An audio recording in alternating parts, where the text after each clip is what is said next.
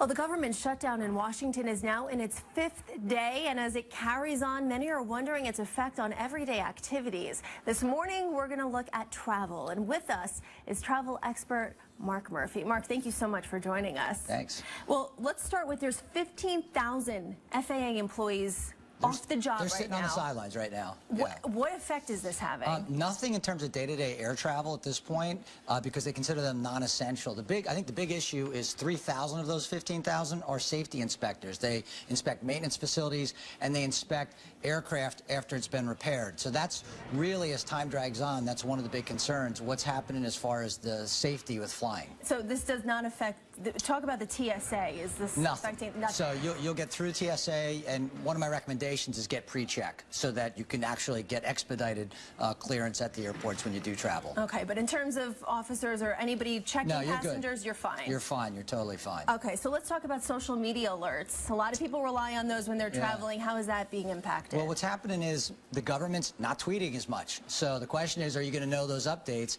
And my suggestion is sign up with the private sector, air carriers and the other providers, and that way you'll get their direct tweets. And I'm not that concerned about social media and the government. I'm more concerned about the private sector, what the private sector's doing to make sure that you get from point A to point B, and you get there safely, because that's the big issue. Have you noticed them taking some of the load off, or I guess picking up some of the slack when it comes to social media, or not really? My opinion, I think for the most part, people tune into the product they're going to travel with. So if you're going on US Air or American Airlines, that's who you're signed up for their email alerts, you're signed up for their fare alerts, you get all of that information. If there's a delay at the airport, you get that phone call to your cell phone, or you get that text message. So I think that's how most people operate. American Airlines is certainly going to know if there's an issue well before the TSA or the FAA in terms of their product. Okay, so the main concern, I guess, would be passports. Yes, that is an issue. So what's happening is you're going to have an issue getting a passport. You're going to have an issue getting a visa. So the longer this goes on, the more of a backlog you're going to have. So even if this gets cleared up,